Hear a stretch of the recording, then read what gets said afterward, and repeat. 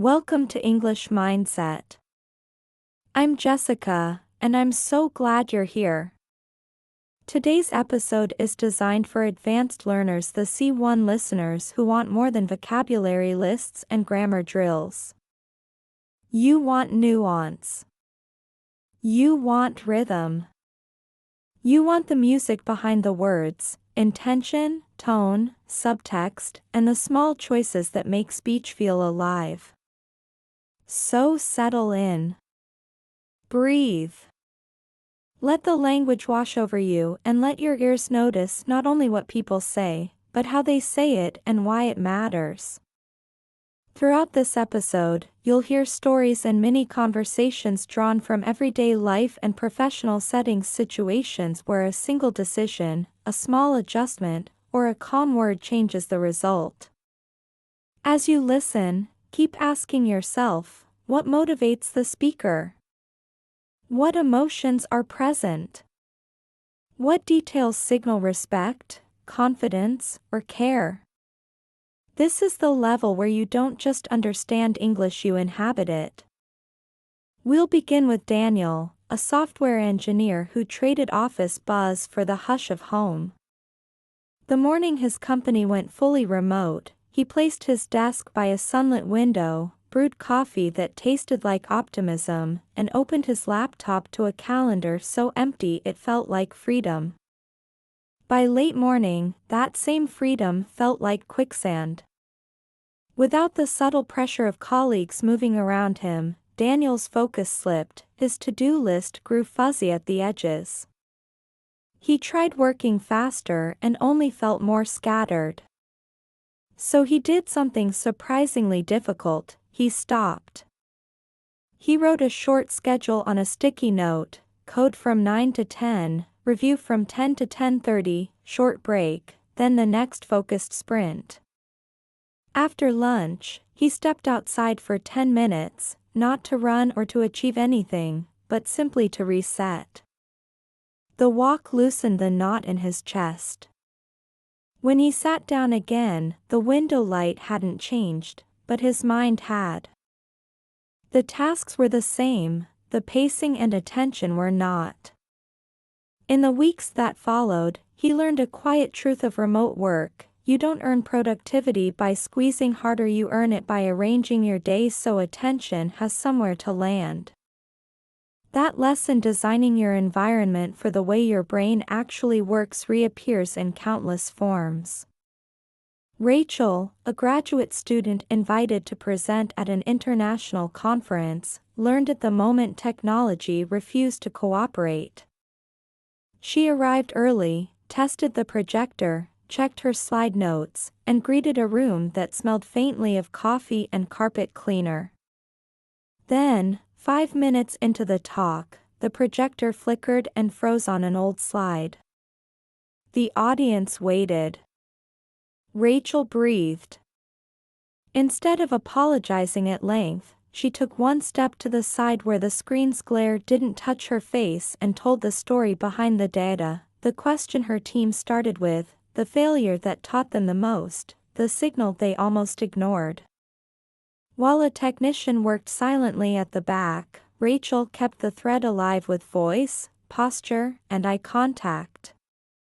When the screen returned, her audience already trusted her. They weren't impressed because everything was perfect, they were impressed because she was composed when it wasn't. Later she realized that preparation is more than perfect slides, it's rehearsing the moment something goes wrong and deciding in advance how you'll sound when you choose to stay steady. Let's turn to a conversation between colleagues, a deceptively simple talk that shows how tone shapes meaning. Tom, who loves baking, has an idea that keeps following him from the kitchen to his commute: opening a small bakery. At lunch, he tells Sarah, the kind of colleague who listens without rushing to speak. He says he wants to start online to limit risk: weekend orders, limited menus, local delivery. Sarah doesn't drown him in feedback. She asks two questions that matter: how will you test demand without exhausting yourself, and what one story will your brand tell that a supermarket can't? Tom leaves the table not with a business plan, but with a sharper lens. That night, he rewrites his idea, a weekend bakery that accepts 40 orders only first come, first served, each box themed around a single memory, like Saturday morning at Grandma's or Snow Day Cinnamon. By narrowing the scope, he widens the impact. The business doesn't need to impress everyone, it needs to delight the right someones. Not every challenge is entrepreneurial. Alex, a thoughtful man who keeps his voice low in meetings, is asked to speak at a community forum. Public speaking has always made his shoulders tense. He practices at home, not to memorize every word, but to master transitions, how to move from problem to proposal, from data to the human story behind it. He records himself and cringes the first time he hears his own voice. Then he listens again, and something shifts. He notices where his pace accelerates, he hears the moment his tone warms when he mentions the volunteers who inspired him.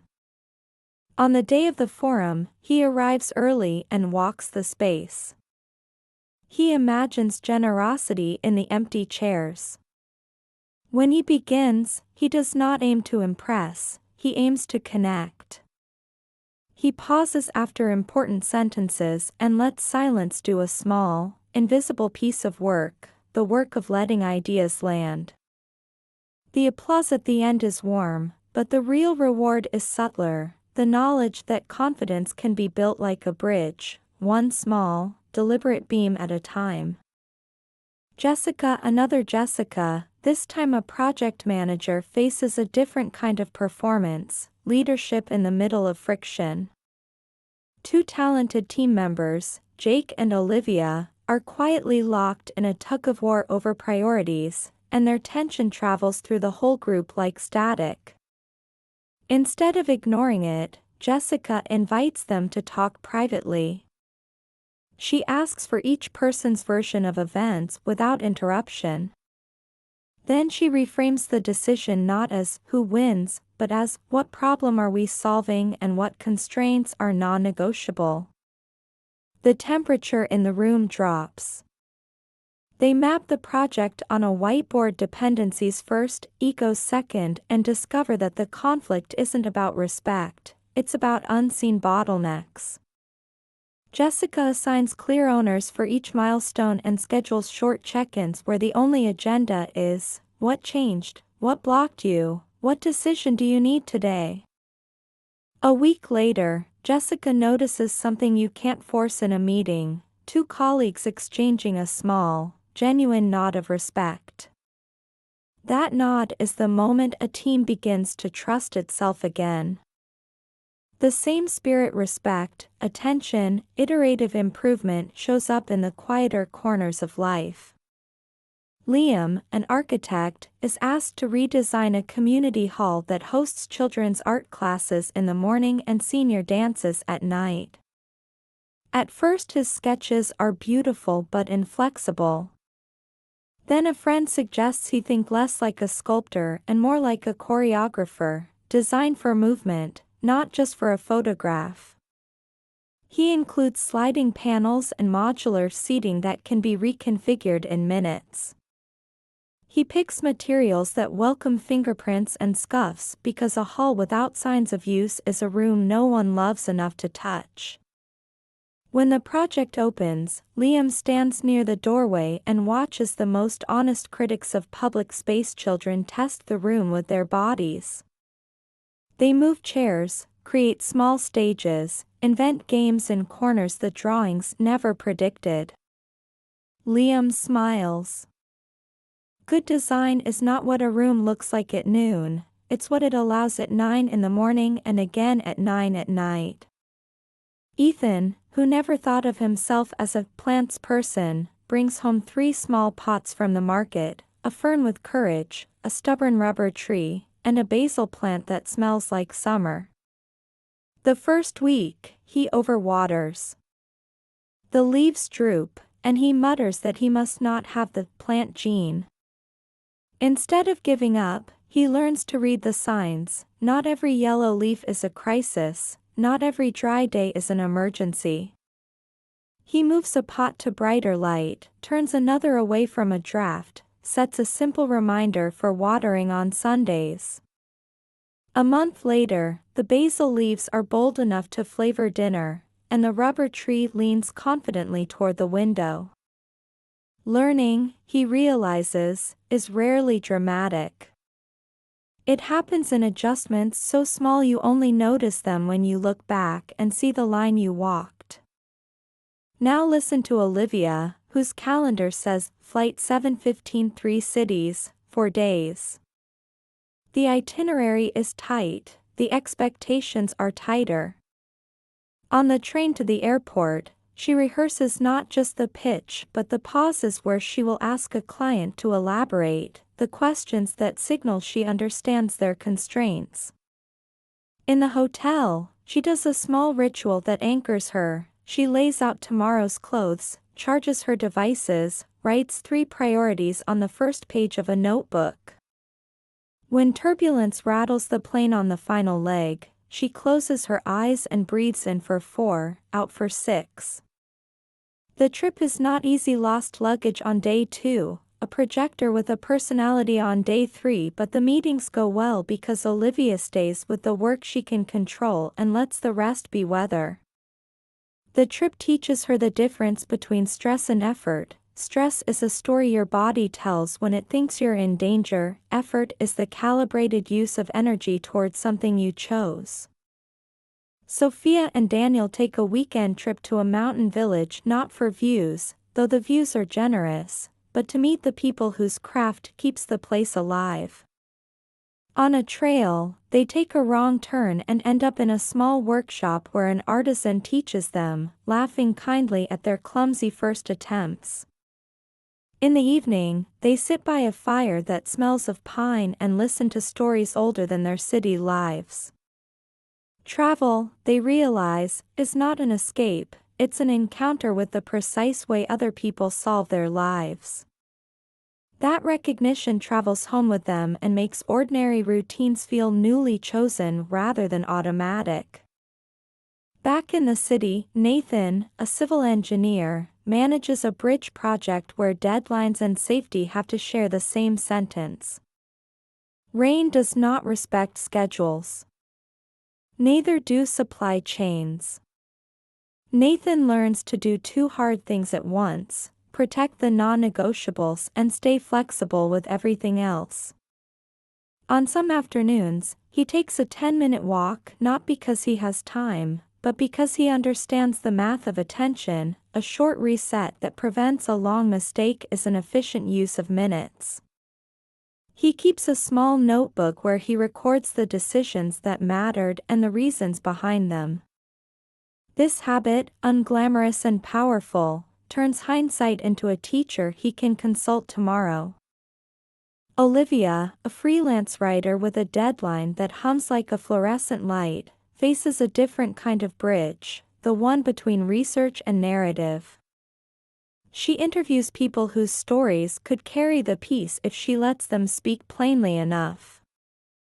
At midnight, when her eyes blur, she steps away for tea and returns to find the sentence that wouldn't bend finally yields. She submits the article on time, less proud of the clever lines than of the places where she was simple and clear. Afterwards, she notices a pattern. Every time she tried to impress the reader, the prose grew brittle. Every time she tried to serve the reader, the paragraphs breathed.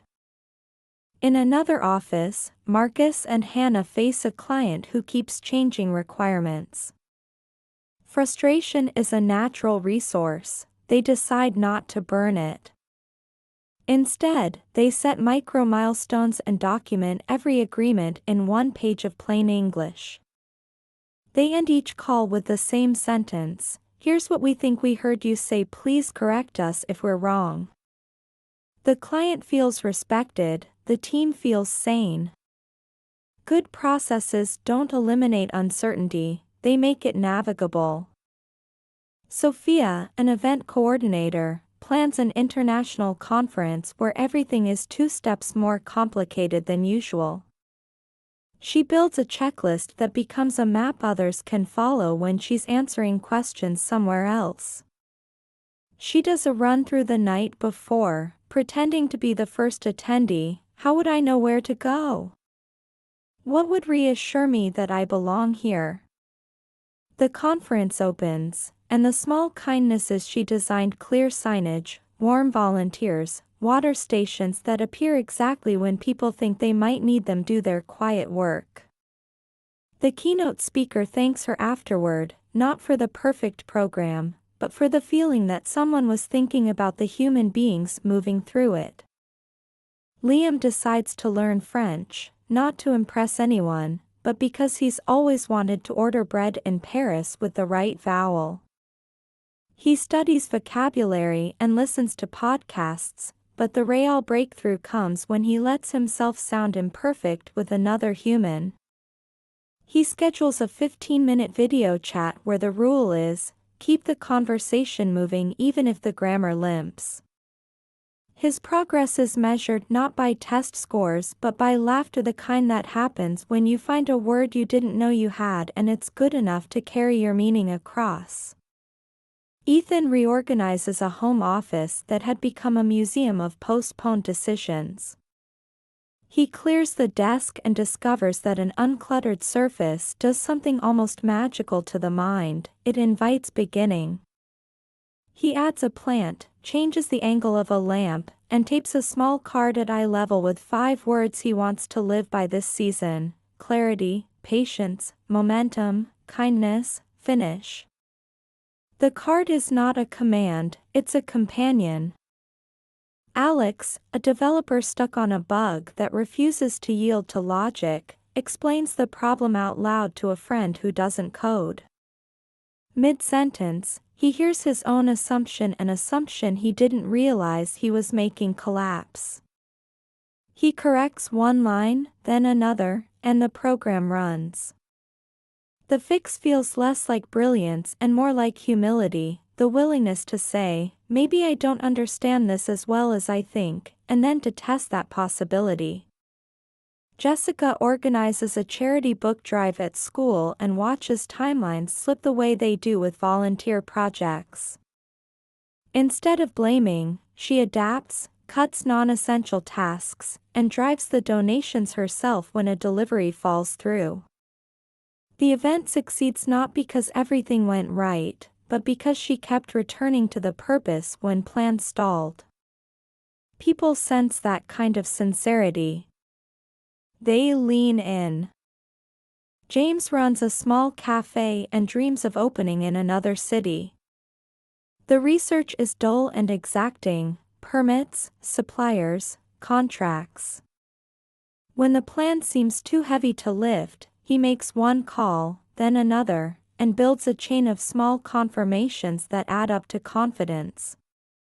He refines his pitch for investors by telling the story of a regular customer whose mornings softened because the cafe opened at 7. Numbers matter, so do narratives that show why the numbers deserve to exist. Emma, a nurse practitioner, handles an upset patient by resisting the urge to defend. She listens, reflects the patient's concern back in plain language, and explains the plan in human words. The room relaxes. She is reminded that in healthcare, and in life, people often need the kindness of being understood as much as they need the solution. Nathan launches a new online course and watches early enrollment crawl. He sends thoughtful messages to the first students, hosts a short live Q&A, and learns more from those 3 conversations than from 50 surveys. He refines the first module around their real questions and sees engagement rise. When in doubt, talk to the humans. Rachel's outdoor photo exhibition meets a wall of rain. She shifts, covers, rearranges, and welcomes visitors with a smile that says, "We've got you." People stay longer than planned, charmed by the surprise of an art show that feels like a community gathering under the shelter of a shared problem solved together. Oliver, an IT specialist, spots a security threat and moves with unhurried urgency, the kind that avoids mistakes. He follows the checklist he helped write 6 months ago, and afterward he updates it because real life taught the team one more step they'll need next time. Good documentation is a love letter to your future self. Jessica, an interior designer, builds a living room around the way a family actually lives, the toy that will never stay in a box, the light that lingers by the window at 5, the place where someone will drink tea and read after everyone else goes to bed. When the family sees the room, they don't say it's beautiful first, they say it feels like home. That, Jessica thinks, is the point. Lucas, a city planner, proposes bus routes that ask neighborhoods to accept change. Resistance arrives on schedule. He hosts meetings not to defend, but to explain trade-offs. He invites residents to draw on a large map where they think the plan fails. The final design is better than the first because it respects the complexity of the people it serves. Julia, a marketing strategist, loses a shipment the day before launch and refuses to panic. She updates the comms, rearranges the sequence, tells customers the truth, and saves the relationship by treating the audience like adults. The campaign succeeds because trust compounds. Across all these scenes runs a few steady lines. First, clarity. People who know what they are trying to do make better choices when the unexpected arrives. Second, composure. Calm is not the absence of pressure, it is the presence of priorities. Third, connection. Progress accelerates when you ask good questions, listen for what matters, and invite other minds into your work. And finally, iteration. Small, honest adjustments beat dramatic reinventions most days of the week. As a C1 learner, you are closer than you think to the kind of English that carries who you are without strain. To keep moving, practice the habits these stories model. When you listen, listen for intention. Ask, what is the speaker protecting? Persuading? Offering? When you speak, set your tempo with your breath. Finish sentences. Trust pauses. Replace filler with silence. When you read, read aloud sometimes, let your mouth learn what your eyes already know. When you write, choose verbs that do work and nouns that point to something you can imagine in your hand. One more suggestion for your daily practice: keep a short, listening log. Each day, note 3 things you noticed in English around you: a phrase in a video that felt elegant, a tone that softened a disagreement, a structure that turned a complicated idea into a clear one. Then imitate one of them in a sentence of your own. Learning at this level is less about acquisition and more about adoption. You're choosing the moves you want in your toolkit and practicing until they feel natural. We'll close where we began, with attention. Language is attention made audible, attention to meaning, to the person in front of you, to the tiny hinge that swings a conversation from confusion to clarity. The more you practice that attention in your own language or in English, the more fluent you become in what really matters. Thank you for spending this time with me. If this episode helped you hear English more deeply and speak with more confidence, make this practice part of your routine. Come back tomorrow. Bring your curiosity. Bring your mistakes, they're welcome here. And if you enjoy these stories and want more, you know what to do: subscribe, share the episode with a friend, and keep listening with heart.